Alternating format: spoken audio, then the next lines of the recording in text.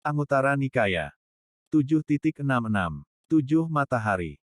Pada suatu ketika Sang Bhagava sedang menetap di Vesali di hutan Ambapali. Di sana Sang Bhagava berkata kepada para beku, yang mulia. Para beku itu menjawab. Sang Bhagava berkata sebagai berikut. Para beku, fenomena-fenomena terkondisi adalah tidak kekal, fenomena-fenomena terkondisi adalah tidak stabil, fenomena-fenomena terkondisi adalah tidak dapat diandalkan. Cukuplah itu untuk menjadi kecewa pada segala fenomena terkondisi, cukuplah itu untuk menjadi bosan pada segala fenomena terkondisi, cukuplah itu untuk terbebaskan dari segala fenomena terkondisi. Para beku, Sineru, Raja Pegunungan, adalah 84.000 yojana panjangnya dan 84.000 yojana lebarnya, terbenam 84.000 yojana di dalam Samudra Raya dan menjulang 84.000 yojana di atas Samudra Raya.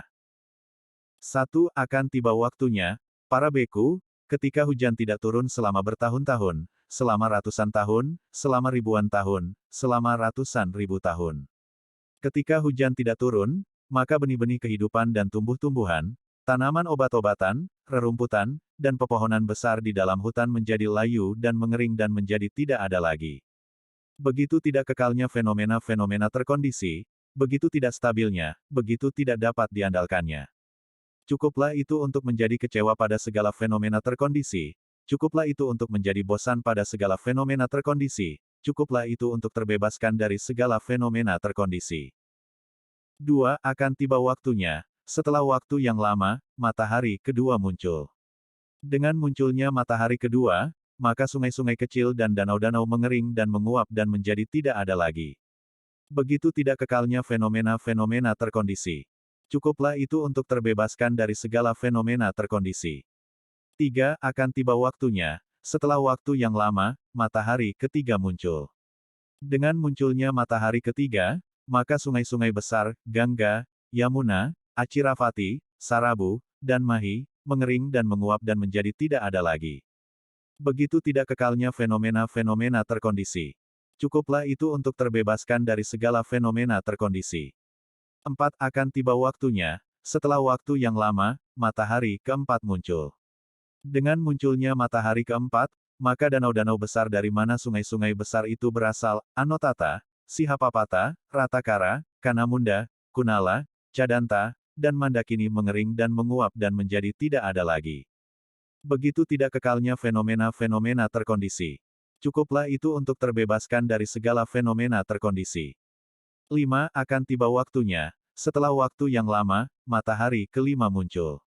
Dengan munculnya matahari kelima, maka air di Samudra Raya menyurut hingga 100 yojana, 200 yojana, 300 yojana, 700 yojana. Air yang tersisa di Samudra Raya sedalam tinggi 7 pohon palem, sedalam 6 pohon palem, 5 pohon palem, 4 pohon palem, 3 pohon palem, 2 pohon palem, hanya 1 pohon palem. Air yang tersisa di Samudra Raya sedalam 7 depa, 6 depa, 5 depa, 4 depa, 3 depa, 2 depa, 1 depa, setengah depa, setinggi pinggang, setinggi lutut, semata kaki. Bagaikan di musim gugur, ketika hujan turun dengan butiran-butiran besar, maka air menggenang di jejak kaki sapi di sana-sini, demikian pula air yang tersisa di Samudra Raya akan menggenang di sana-sini, dalam kolam-kolam yang berukuran sebesar jejak kaki sapi. Dengan munculnya matahari kelima, maka air di Samudra Raya menyurut hingga sendi-sendi jari tangan. Begitu tidak kekalnya fenomena-fenomena terkondisi. Cukuplah itu untuk terbebaskan dari segala fenomena terkondisi. 6. Akan tiba waktunya, setelah waktu yang lama, matahari keenam muncul. Dengan munculnya matahari keenam, bumi ini dan Sineru, Raja Pegunungan, berasap, berpijar, dan menyala. Bagaikan api pengrajin tembikar, ketika dinyalakan, pertama-tama berasap, berpijar, dan menyala, demikian pula dengan munculnya matahari keenam, bumi ini dan Sineru, Raja Pegunungan, berasap, berpijar, dan menyala. Begitu tidak kekalnya fenomena-fenomena terkondisi. Cukuplah itu untuk terbebaskan dari segala fenomena terkondisi. 7. Akan tiba waktunya, setelah waktu yang lama, matahari ketujuh muncul. Dengan munculnya matahari ketujuh, bumi ini dan Sineru, Raja Pegunungan, meledak terbakar, menyala dengan terang, dan menjadi sebuah kumpulan api yang besar. Ketika bumi ini dan Sineru menyala dan terbakar, apinya tertiup angin, menjulang hingga ke alam Brahma. Ketika kehancuran sedang berlangsung dan dikuasai oleh kumpulan besar panas, maka gunung yang puncaknya setinggi 100 yojana menjadi hancur, gunung yang puncaknya 200 yojana, 300 yojana, 400 yojana, 500 yojana menjadi hancur. Ketika bumi ini dan Sineru terbakar dan menyala, tidak ada abu atau jelaga yang terlihat. Seperti halnya, ketika gitau minyak terbakar dan menyala, tidak ada abu atau jelaga yang terlihat. Demikian pula ketika bumi ini dan Sineru terbakar dan menyala, tidak ada abu atau jelaga yang terlihat. Begitu tidak kekalnya fenomena-fenomena terkondisi, begitu tidak stabilnya, begitu tidak dapat diandalkannya. Cukuplah itu untuk menjadi kecewa pada segala fenomena terkondisi, cukuplah itu untuk menjadi bosan pada segala fenomena terkondisi, cukuplah itu untuk terbebaskan dari segala fenomena terkondisi. Para beku, siapakah kecuali mereka yang telah melihat kebenaran akan berpikir atau percaya, bumi ini dan Sineru, Raja Pegunungan, akan terbakar, hancur, dan menjadi tidak ada lagi. Di masa lampau, para beku, terdapat seorang guru bernama Suneta, pendiri suatu sekte spiritual, seorang yang tanpa nafsu pada kenikmatan-kenikmatan indria. Guru Suneta memiliki ratusan murid yang kepada mereka ia mengajarkan dhamma untuk berkumpul dengan alam Brahma. Ketika ia sedang mengajar, mereka yang sepenuhnya memahami ajarannya, dengan hancurnya jasmani, setelah kematian, terlahir kembali di alam tujuan yang baik, di alam Brahma. Tetapi mereka yang tidak sepenuhnya memahami ajarannya, beberapa di antaranya terlahir kembali dalam kumpulan para deva yang menguasai ciptaan para deva lain, beberapa di antaranya terlahir kembali dalam kumpulan para deva yang bersenang dalam penciptaan, beberapa di antaranya terlahir kembali dalam kumpulan para deva tusita, beberapa di antaranya terlahir kembali dalam kumpulan para deva yama, beberapa di antaranya terlahir kembali dalam kumpulan para deva tafatimsa, beberapa di antaranya terlahir kembali dalam kumpulan para deva yang dipimpin oleh 4 raja dewa. Beberapa di antaranya terlahir kembali dalam kumpulan para Hatiya makmur, beberapa di antaranya terlahir kembali dalam kumpulan para Brahmana makmur, beberapa di antaranya terlahir kembali dalam kumpulan para perumah tangga makmur. Kemudian, para beku, Guru Suneta berpikir, tidaklah selayaknya jika aku mencapai alam tujuan masa depan yang persis sama dengan para muridku. Biarlah aku mengembangkan cinta kasih lebih jauh lagi. Kemudian selama 7 tahun Guru Suneta mengembangkan pikiran cinta kasih.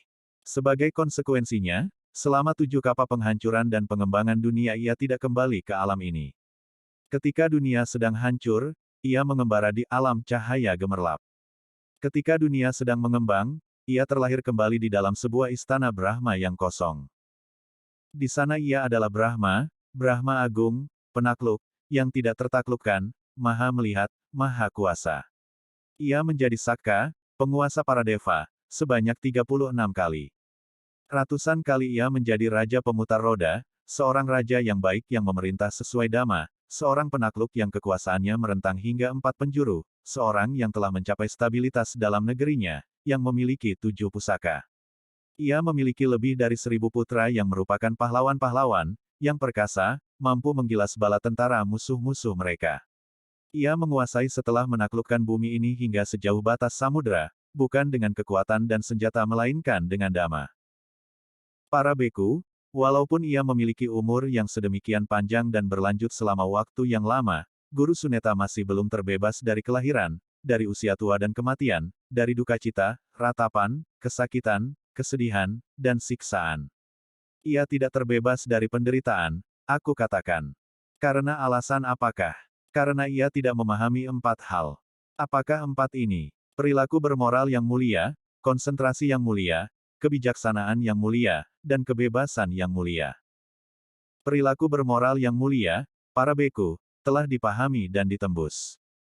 Konsentrasi yang mulia telah dipahami dan ditembus. Kebijaksanaan yang mulia telah dipahami dan ditembus. Kebebasan yang mulia telah dipahami dan ditembus. Ketagihan pada penjelmaan telah dipotong, saluran penjelmaan telah dihancurkan, sekarang tidak ada lagi penjelmaan baru. Ini adalah apa yang dikatakan oleh Sang Bhagava. Setelah mengatakan ini, yang berbahagia, Sang Guru, lebih lanjut mengatakan sebagai berikut. Perilaku bermoral, konsentrasi, kebijaksanaan, dan kebebasan yang tidak terlampaui, Hal-hal ini Sang Gotama yang termasyhur telah dipahami oleh dirinya sendiri. Setelah secara langsung mengetahui hal-hal ini, Sang Buddha mengajarkan Dhamma kepada para beku. Sang Guru, pembuat akhir penderitaan. Seorang dengan penglihatan, telah mencapai Nibbana.